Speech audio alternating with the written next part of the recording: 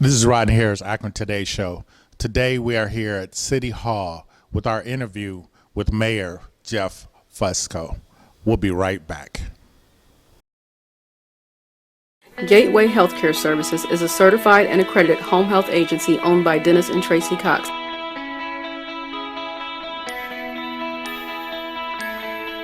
We provide skilled nursing, psych nursing, physical, speech, and occupational therapy, as well as home health aides and homemaker services, and medical social services.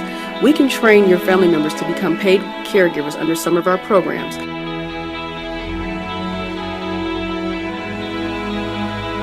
Gateway Healthcare Services is located in Akron and Columbus. We accept Medicare, Medicaid, Passport, private insurance, self-pay, as well as all waiver programs. To contact us, call 1-877-505-4337. 1-877-505-4337. Gateway Healthcare Services.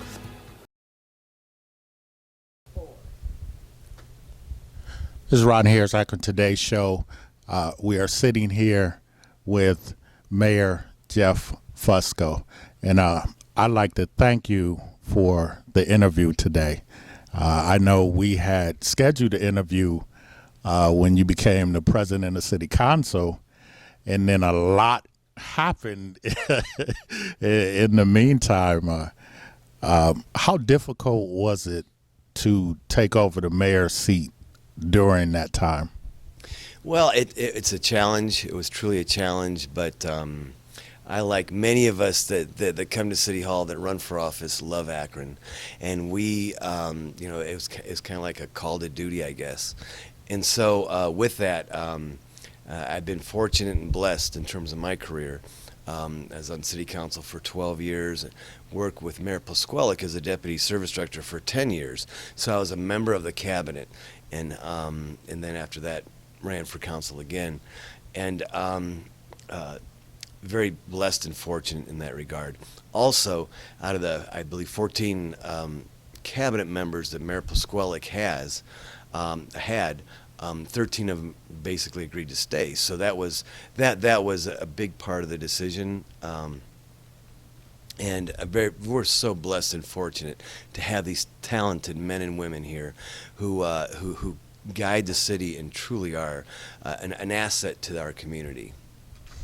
Okay, and taking over for Mayor Pasqualik, since he has been in office for so long, there are projects that did you automatically take over the projects that he was working on? Yeah, there's a number of initiatives and things along those lines that and challenges also that we are faced as a city. But absolutely, there's from the economic development standpoint, there's a number of initiatives that we had that had been started. A number of them that like started halfway through and almost done, and we're continuing that. One of the first things whenever I had spoke to the cabinet the first day was that the way I saw this was for the next 6 months that we cannot afford to sit back. We've got to move forward, and we can't just be caretakers. It's not my DNA. I don't think it's in Akron's DNA. I think we're in a competition, not only nationally but globally, and we can't afford just to sit back and just be caretakers. We've got to continue the momentum and continue to move forward. And council gets that too, and City Council's been supportive, and it's just been great to work with, and appreciate that as well. Okay, and I know one of the largest projects was the sewer projects. Is there any update on that? Well, in terms of the sewer project itself, we have we're appealing yet again, if you will, in working with the federal EPA in terms of the newer technology that's out there, and that's one of the things that Mayor Pasqualik had talked about quite a bit. Is that this is a long-term project, and technology changes and engineering standards change as well, and so with that, we need to be able to be adaptable to that. The history of that is that in like in 2002 we had an agreement with the EPA and with the state EPA, and then the federal. We were working on an agreement with them, and they didn't like what we had proposed, and they ended up taking us to court, and then a long legal battle ensued. But part of the problem is that and now we're working on an initiative to go from gray to green, and trying to if it makes sense economically and environmentally, we're considering all of that. But the biggest challenge, and the thing that breaks my heart, and I know city council members and folks in our public service department and throughout the city, is the unreasonable demands that have been placed upon us as a city. And we have even gone as far as taking it down to census tract, and in terms of measuring median income and how much estimated bills are going to be for water and sewer. And the EPA, their goal is like 2.1% of your median income for an area ought to go toward that. But unfortunately, we have situations in our town, in our city, where it's anywhere from 8 to 10% of median income. And for a family, or for an elderly person or someone like that, who's got to make the decision between medicine or a water bill, sewer bill, is unreasonable. It's very, and that's what the fight has been all about, is trying to seek reasonable standards that we can adhere to, yet again also have a positive impact on our environment. I believe everyone has checked off on that. We want to have a good, clean, safe environment for future generations. There's no question about that. But some 80 years ago was the last time a CSO, combined sewer overflow, was installed in the city of Akron. And it's not been an easy road for us. We are the only city in the United States. Over 700 cities in the United States have got some sort of overflow, and an overflow is whenever there's a rain event, and then your system is taxed, and then it goes into the canal or a stream or something, or the river. Each city out there, they're permitted 2, 3, 4, 5, 6 overflows a year. We are mandated to have zero overflows, and each overflow costs hundreds of millions of dollars. That's unreasonable for our citizens to have to bear that. Let's work together to come up with a way to clean this environment up and to clean up the sins of the past. But yet again, let's have a reasonable pricing structure. And that's what we've been working on, and we continue to work on. And we're not going to slow down until we can get to that place. Okay. Now, your first day in office, were there like some projects that you wanted to work on that were new that your administration was bringing in? There's a number of things, and I've been blessed in terms of my career on city council to be part of the planning committee and even chair of the planning committee. Marco Somerville, our planning director, does an outstanding job, and housing is something that's near and dear to me, and zoning and things along those lines. We've been talking quite a bit about housing and about housing initiatives and what we can do. We're hearing now, unfortunately, that the federal government, in terms of the community development block grant funds, they may be cut significantly, and we've been watching that for some time now. But Marco Somerville and his staff has been pursuing projects that we can. That can help with regards to our housing stock, because that needs a lot of attention, and we've been working with some private entities and some public entities. I know that we're going to soon, you can hear it first here on the Akron Today show, is that a roofing project that Marco and his staff has been working on, and we're going to be rolling that out within the next 10 days. Okay. Just came out recently, the deficit with the University of Akron. Is the city looking into any kind of you stepping in and helping in any kind of way? Well, the thing of it is we've had a long relationship with the University of Akron, and a very positive and good relationship with the University of Akron, and we want to continue that. And we're kind of, all of us are in this boat together. The University of Akron, Akron Public Schools, our libraries, all of us is in the same boat. Whereas I believe what's caused the problem at the University of Akron is the same thing we're facing in the county, in terms of the reduction in funding from the state. Commitments that were made years ago are now being backed off. And I could talk about the $22 million in the last 4 years in local government funds that we've lost, the 4.1 on average how much we used to collect in terms of the inheritance tax, and we're constantly looking for ways to combine services and things along those lines, and we're going to continue to do that, pursue those opportunities out there in which the University of Akron, the county, the city, we can all save money. Whenever we combined our health department, we are averaging over $1 million a year in savings by combining with the county. That's basically the way of the future. We're going to have to begin and continue to look at that. I was blessed whenever I was in a service director's office on a smaller scale, a significantly smaller scale, but we had combined our weights and measures department with the counties, hence saving money. A couple years ago, we combined the building department with the counties and the cities, saving taxpayer dollars. That's what we're going to have to do. We're going to have to continue, and we were doing that well before Governor Kasich came in with all these unreasonable reductions in funding local taxpayer, local cities and counties and such. Okay.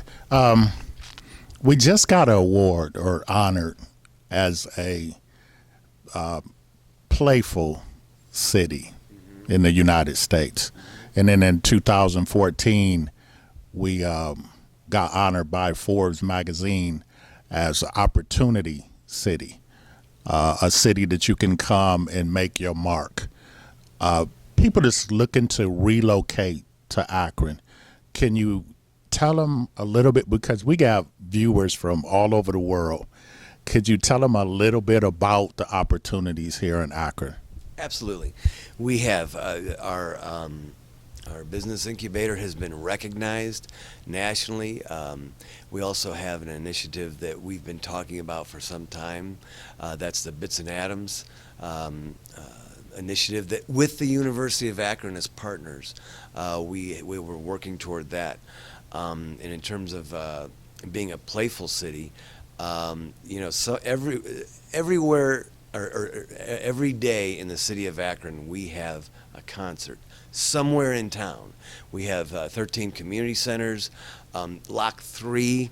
Every weekend, we have the Hamburger Festival. We have just the other day, just Sunday, we had the Akron African American Festival, the 35th year for that. We have the Soapbox Derby in town this weekend. There's also, as I mentioned, free concerts somewhere in the city of Akron. We have a calendar full of opportunities like that, and so we're a progressive city, and a lot of people look at that. Businesses look at that in terms of what do you have to offer our employees. And so that's been a big part of the initiative that we've had here, is to provide those opportunities for people to enjoy. And it's family fun. The Ducks down there at Canal Park, they play ball.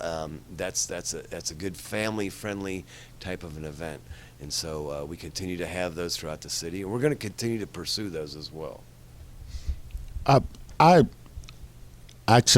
We ran into each other downtown, and after the change in administration, and we had the interview set, and then you were busy that day. When I met you downtown, I have to commend you because you knew who I was.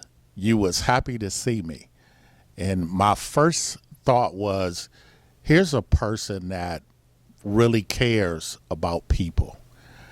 And with that, my question is, why are you not, with the experience that you're obtaining now, being the mayor, why are you not running for office in September? I am running for office. I'm running for city council at large. Yeah. I'm not running for mayor. The time frame was limited in terms of when the change occurred. Actually, it happened on a Monday. I had already filed my petitions, and Wednesday was a filing deadline, and I didn't have an opportunity to talk to my family or friends and supporters, and just to, get a sense of if that's a prudent thing to do or not. But I decided a long time ago. I've been blessed in my career. I have truly been blessed to be able to serve the citizens of Akron. And if it doesn't pan out for council at large this time around, there's so many ways you can help out our city and be a part of that. And public service, it's been so unfortunate over the last several years that out of Columbus, public employees, civil servants have been vilified. And that's unfortunate. It's very unfortunate. Teachers, firefighters, people who work at libraries, police officers. It's very, very unfortunate, because I tell you what, public service is a noble profession, and I think it's something, and there's so many different ways that you can be a public servant. You don't have to be elected to be a public servant. You can serve on a board. You can volunteer. So many things that you can do. So I've been blessed. Hopefully I'll be able to come back next year as a council at large representative yet again, and serve the community in that capacity. But if it doesn't pan out, there's other opportunities out there too, and I recognize that. Okay. I know when I was asking the question, I almost made the mistake of saying running for president. So maybe that's it. Yeah. With that said, I always ask this question because I know we were talking about LeBron, Akron's favorite son. And I remember him saying when he was little, he always wanted to grow up to be a superhero in the sense he is, right? When you were little, did you always want to be a public servant or politician? Yeah, I'm very fortunate and blessed to have a very good childhood, and my parents both, they coached. They coached me. My mother, she coached women's softball, girls softball. And that's public service to me. That's like giving back to the community. And they worked on political campaigns. And I don't know when it kind of, the light bulb went out. I think went on, I should say. But it was whenever I was in high school. I think that this public service thing is a cool thing, and it's something you can do to help out your community and be part of it and advance the community. And so I think in high school I started thinking in that direction, but it was the impact and the influence my parents tell me about, and I don't remember. I was a little too young, but they worked on the Kennedy campaign in 1960, I guess that would have been, and I was one at that time, so I don't remember them working on it. But they said that they were somewhat activist in the Democratic Party, and so that's so come by it honestly, I guess. Wow. Did they say that they got a chance to meet him? I don't. No, they did not. No, they did not. But they worked on the campaign, so that's neat hearing those stories, and that of course, and they've been very supportive of me over the years, so I've been blessed in that regard too. Okay, Mayor. Thank you. It was a wonderful opportunity for Akron Today Show this is a big deal for me and the Akron Today Show, because born and raised in Akron, having the opportunity to sit down and have a one-on-one conversation with the mayor of Akron is an honor for me. So thank you for granting the interview. Until next time, Akron Today Show, Rodney Harris, Mayor Jeff Fusco, we'll see you.